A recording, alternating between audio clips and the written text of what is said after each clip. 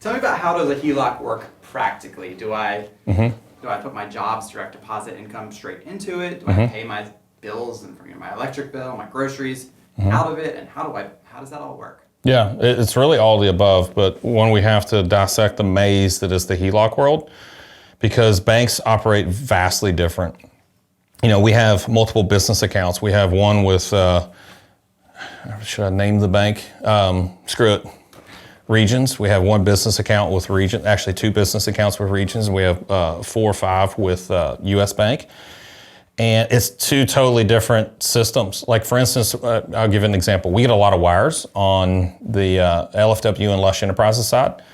Or if we want to send a wire, I have to go next door, because Regions is next door for those that are just watching. I have to physically go in the branch to execute a wire. With US Bank, I just shoot an email and they call me to verify. I don't have to leave my office. And I know that's only one facet of this, but it's the exact same thing in the HELOC world, because these banking institutions have different processes and systems. There are some HELOCs that, well, let's take a step back and let's just talk about the elementary version of a home equity line of credit. It is a line of credit. So money can move in and out freely 24/7, right? So in a mortgage, money can move in freely. So when you make a payment to your mortgage, can you take all the principal that you just paid into it and immediately get it back out 5 minutes later? No. What do you have to do? You have to refinance or sell. Well, refinancing is going to have closing costs associated with it. Usually it's thousands of dollars. Well, selling, you live there, so you don't want to sell. So it's like, okay, how do I get access to it? It's a closed-in product. And it was designed to be that way in order to segregate your income, right? That's why the modern day mortgage is structured the way it is. They kind of threw a carrot or a bone at us and said, now we're going to make it a 30-year term so that more people have this home ownership dream, when it really just exacerbates the issue and you pay twice the amount of interest on 30 years than you do on 15. But let's just focus on the focus of money in versus money out. In a mortgage, money goes in freely. It cannot come out freely. It's an installment loan. It's an amortization schedule.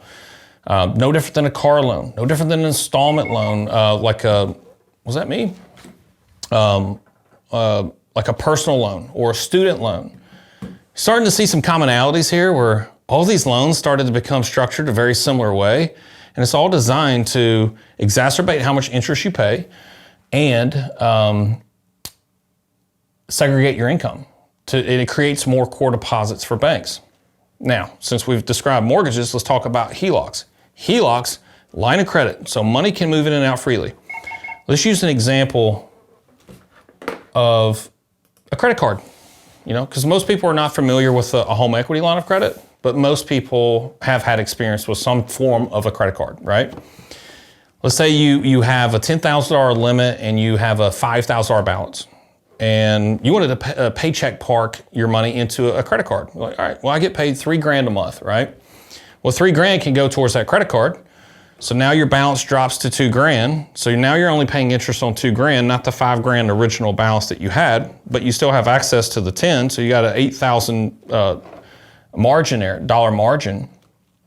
Couldn't you essentially just turn around and use that credit card for the expenses or anything else? Yeah. So it's a line of credit. Money can move in and out freely. Same thing is in the HELOC world. Money moves in and out freely 24/7. So I could put 100% of my cash flow and assets into a home equity line of credit. And then 5 minutes later, with my simple iPhone here, with an app on my iPhone, I could transfer money or send a bill, pay bills out of it, etc. So since that's the case, now let's move on to the next step. So since we know that money can move in and out freely out of a HELOC 24/7, you got access to liquidity within 5 minutes. You want to have the comfort to put all of your income in there. Third thing, as I remembered, is now we have to investigate where we're actually parking our money. Because currently we're parking our money in checking, savings accounts, CDs, money markets, etc. That's core deposits banks, and that's how they really start getting rich, is the more deposits they have, the more they can lend out. But they're just not giving us a good enough return on our money that's sitting in a bank account. So since you now know that you can operate inside of a home equity line of credit, no different than you can a checking account, because some of these HELOCs, yes, you can, to answer your question, you can direct deposit your income into them.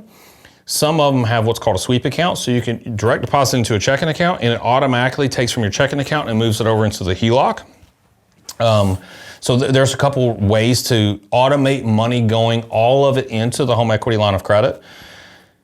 That's where we need to start exploring what's the best use of our cash flow. Is it to just sit doing nothing in a checking account, or can it be sitting and still maintain liquidity and have all of the same benefits that I would having a checking account, but now it's in my home equity line of credit? Now it's sitting in there and it's reducing the principal balance, which when you reduce the principal balance on especially the nature in which a HELOC calculates interest, it's recasting automatically every single day for free, and I'll get into that later. But now every dollar you make has gotten a job. It's to your benefit. When it's sitting in a checking account in a bank earning 0.24%, but inflation is 3%, or 9% as it was a couple years ago, well, your money's going backwards. The banks are not going to give you a rate of return that's going to keep up or exceed inflation, which means putting your money in a checking and savings account is actually a poor way to manage your cash.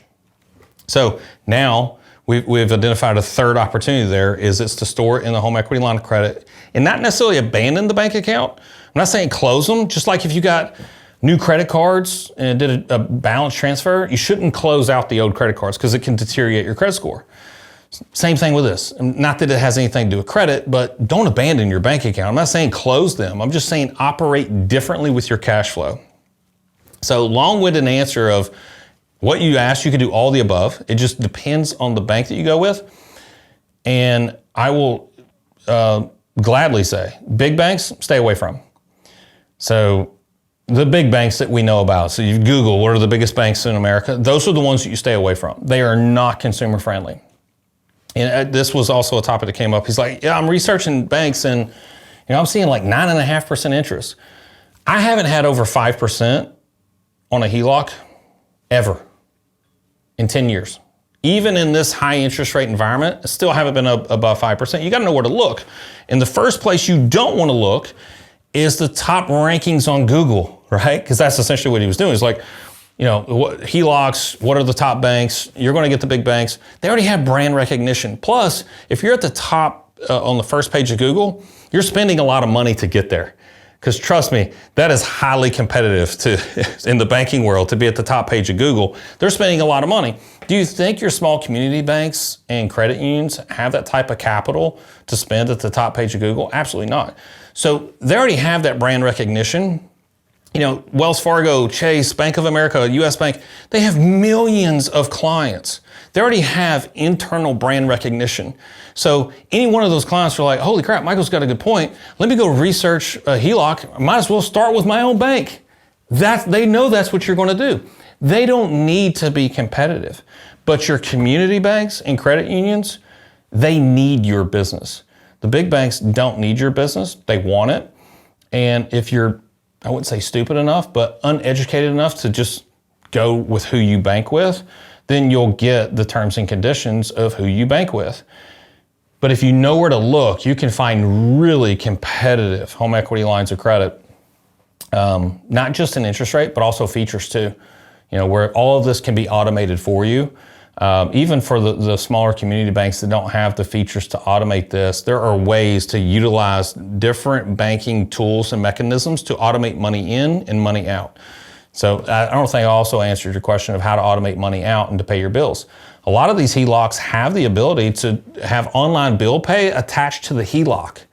So you're like, okay, well, I've got a checking account, but I also have a sweep account that's sweeping all my income into my home equity line of credit. But now I want to still pay my bills, but I don't have any money in my checking account. And you can select online bill pay from what account. You could also choose your home equity line of credit. So you need to pay your electric or your car loan or whatever. You just elect that your account is your home equity line of credit that you pay your bills out of. So now you've automated that process. And even if they don't have online bill pay, there's still a way to automate that too. So I think I took 15 minutes to answer your question. That was very simple.